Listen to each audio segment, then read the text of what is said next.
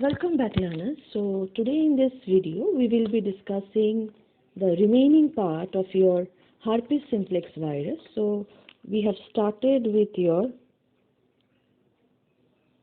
herpes simplex. Okay.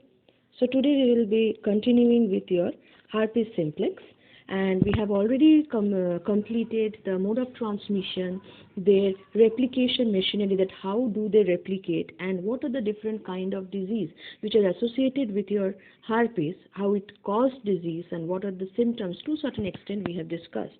So today we will be discussing some of the disease in details. So first we will start with the disease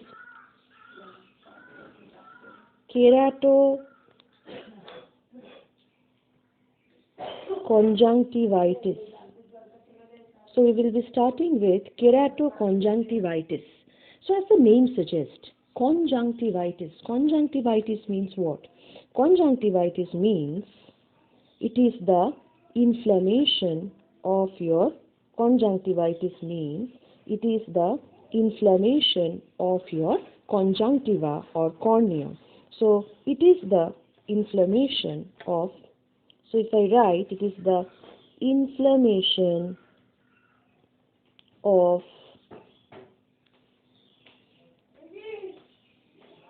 cornea and conjunctiva. Okay, so it is the inflammation of cornea and conjunctiva. So the primary infection. So what is its primary infection? Primary infection is typically present as swelling. So swelling of conjunctiva and your eyelids. Okay, so it is marked by the swellings of conjunctiva and eyelids, and we can call it scientifically as your blepharoconjunctivitis. So it is called as your blepharoconjunctivitis. Okay. Now it is accompanied by small white itchy lesion on the surface of the cornea. So you may have a small itchy lesion, right? And this itchy lesion is seen onto the surface of cornea. So it is basically present in the surface of your cornea. So if I repeat once again, keratoconjunctivitis is the inflammation of the cornea and conjunctiva. Primary infection typically presents a swelling of conjunctiva and eyelids, which is also called as your blepharoconjunctivitis. So I am highlighting it as blepharoconjunctivitis. Okay, accompanied by small white itchy lesion on the surface of the cornea. So it is present on the surface of the cornea. Next, if we move on, so here the effect of the lesion varies. That is, the effect which we are talking of, the effect of the lesion varies. Okay, so how does it vary? So the lesion can vary, that is one of the points. Now we need to know how does it vary. It varies from your minor damage to epithelium. Minor damage to epithelium. Now that is also called as superficial punctated keratitis. So I will name it as your superficial, you have to remember those names, okay? Punctated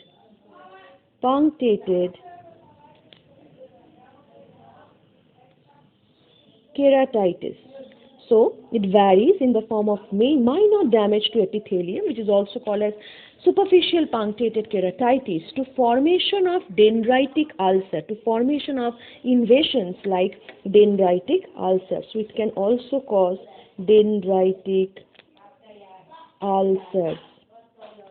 Okay.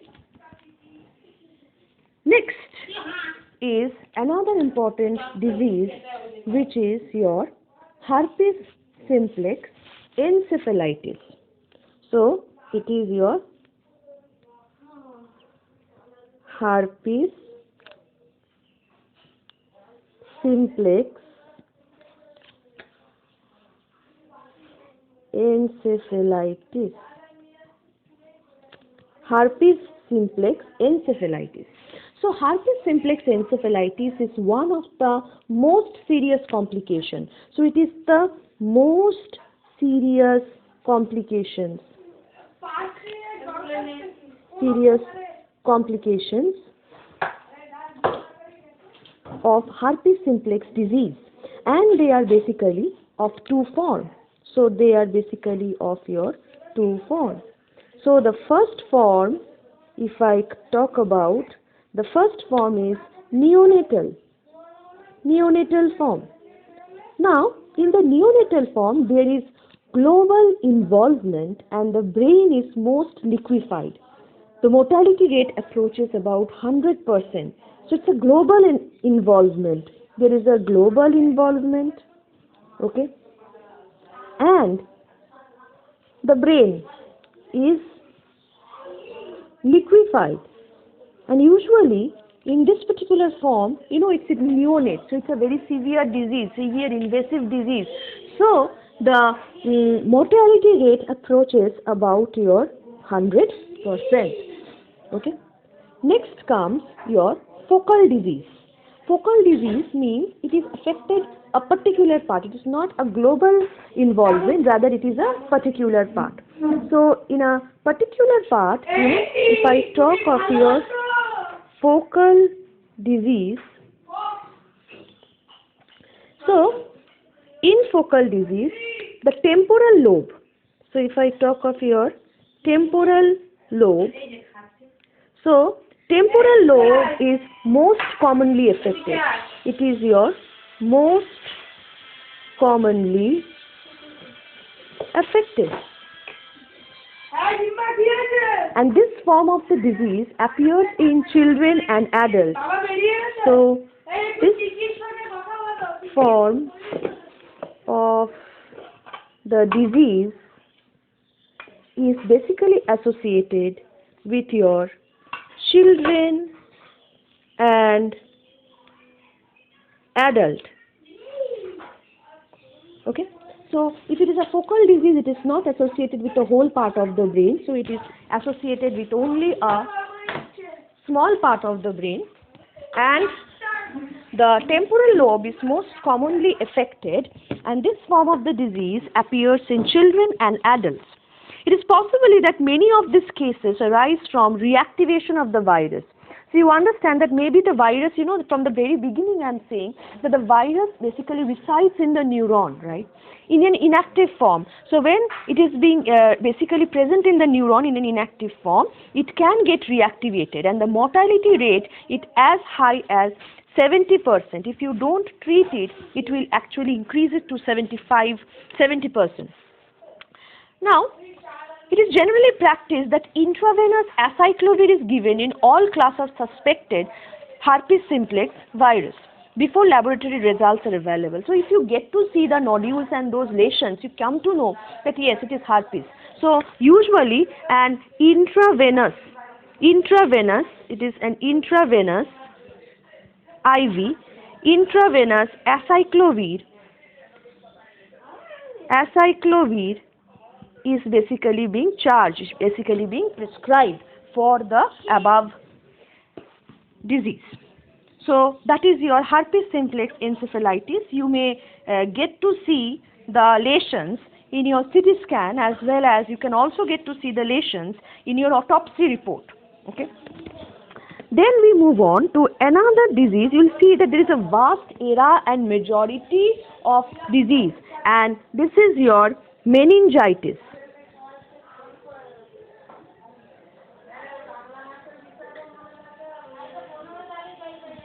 Meningitis.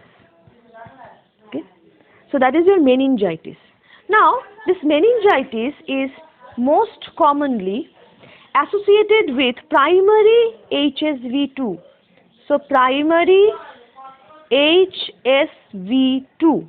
So it is associated with primary HSV2 infection and less likely with recurrence of genital herpes. So here meningitis may occur as a primary infection, and as a secondary infection after a certain period of time there is a recurrence of the herpes in the form of your genital herpes. Okay. So benign self-limited herpes is this. So this is your benign and self-limited herpes, and usually affect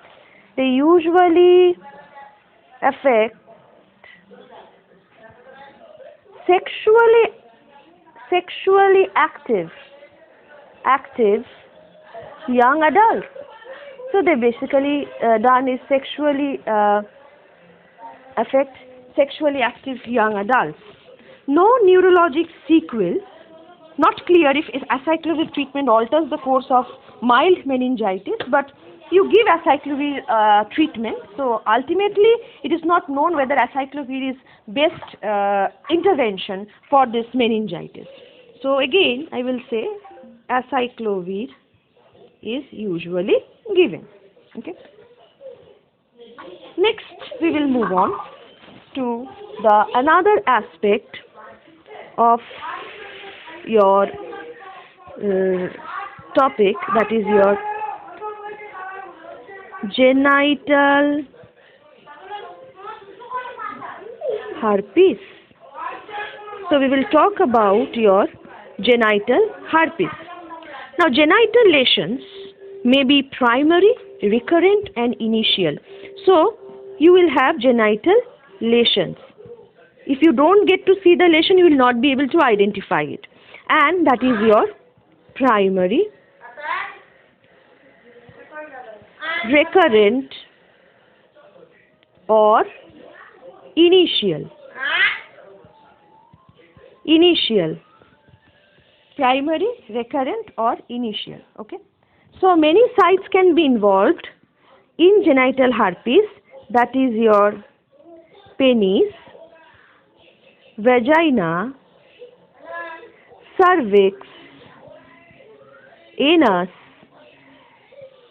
vulva, bladder, the sacral nerve root,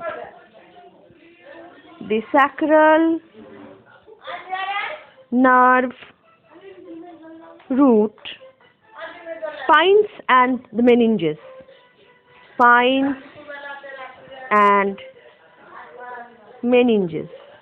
Okay.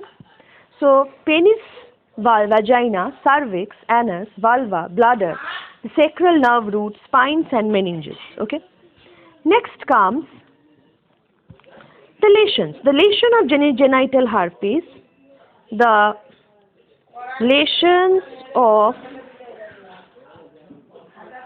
genital herpes are particularly prone to secondary bacterial infection. So if you scratch that particular lesion, right, what will happen? There will be bacterial infestation. So there may be your bacterial infection, okay, and that is basically being caused by your S. aureus, okay, Streptococcus can cause infection. Trichomonas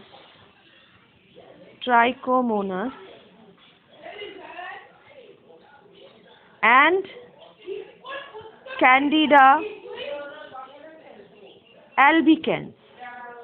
So these are some of the infections. These are not all bacterial, mind it. Candida albicans is not bacterial, it is yeast. So this can infest as a secondary infection on the surface of those lesions. So dysuria is common complaint in severe case. There may be some urinary retention because of it, and 60% of the patients with genital herpes will experience recurrence. The problem is that there is a recurrent lesions in the perianal area tend to be more numerous and persist longer than their oral HSV1 counterpart. So due to the availability of the organism in the neurons, so they come again and again, they recur again and again, and removal of this pathogen becomes very, very difficult. Okay. Now, since we are talking so in depth about herpes, so we should also talk about congenital and perinatal herpes. So HSV, which is associated with congenital and also associated with perinatal. Okay, congenital and perinatal. Okay. Next is, so perinatal herpes is 75% are due to HSV2. 75% is due to HSV2. And you know that this particular herpes is usually acquired during delivery. Okay. Whereas postnatal infection, HSV1, acquired from maternal, genital, oral or breast lesion. Okay. Postnatal means after the delivery. So you know that HSV1 may acquire from the maternal, genital, oral or breast lesion or nosocomial infection from other infected babies. So that may occur from the breast, oral, genital, okay, and nosocomial. So can you tell me, students, what is nosocomial infection? Nosocomial infection, let's recapitulate, it is the hospital acquired infection, right? So if other babies are having this type of lesions or infections, so from there another baby can actually get the infection. Okay. Next is another aspect, that is your herpetic whitlow. Herpetic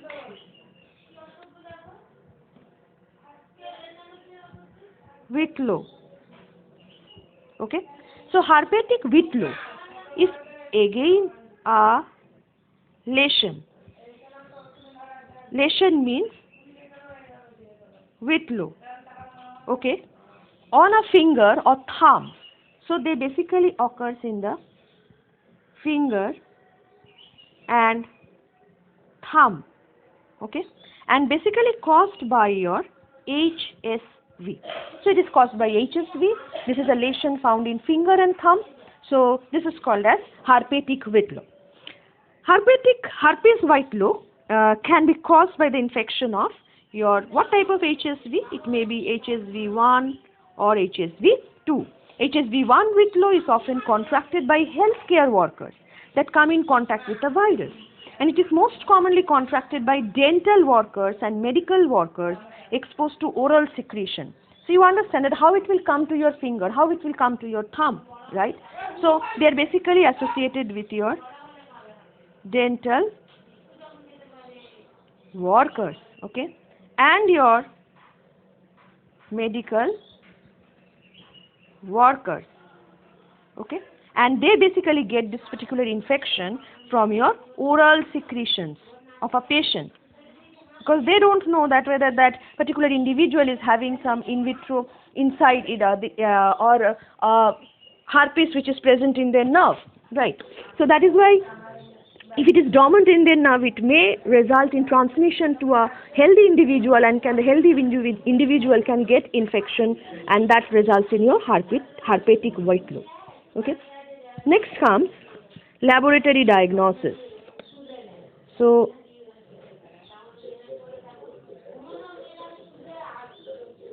laboratory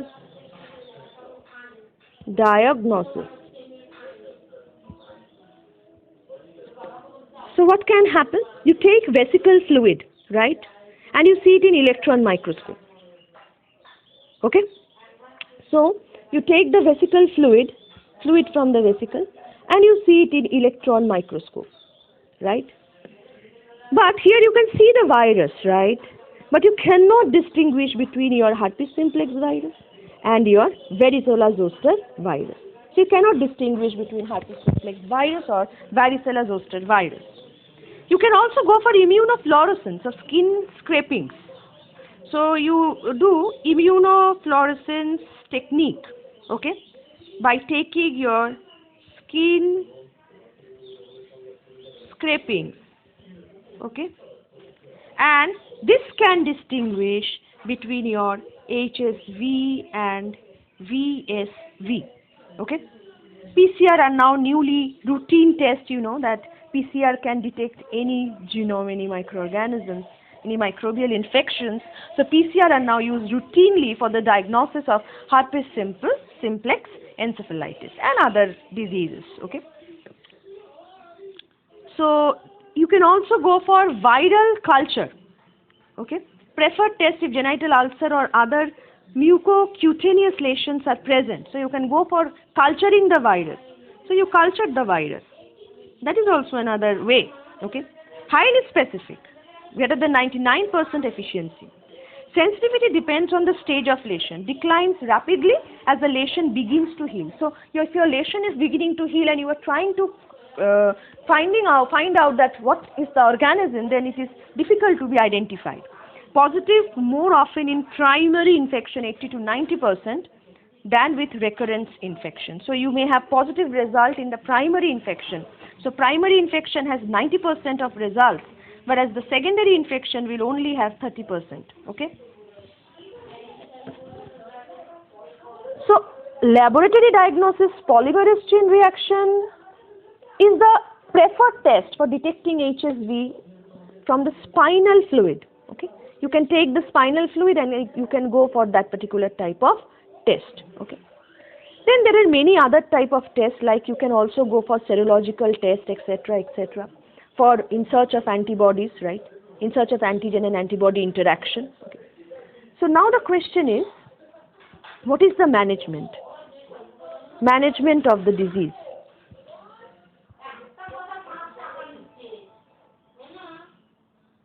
Management of the disease. There is no method to eradicate herpes virus from the body. That is very important. But there are many antiviral medication which can reduce the severity of the outbreak. I told you before, that is your acyclovir. And you can also take, because there is a huge amount of pain, so antiviral drug, which I have already discussed, okay. Then you can go for ibuprofen, okay, to reduce your pain and your fever. So you can reduce your pain and fever, okay. You can use various analgesics for it.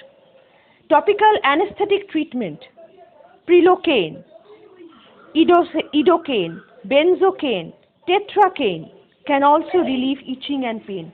So pain, you can use anesthetic to reduce your pain. So these are some of the line of management, and the antiviral drugs can be acyclovir, valacyclovir, famciclovir, penciclovir. I repeat once again, that is acyclovir, valacyclovir, famciclovir,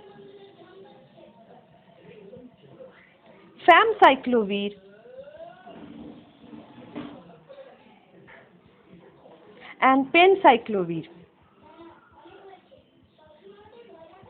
okay.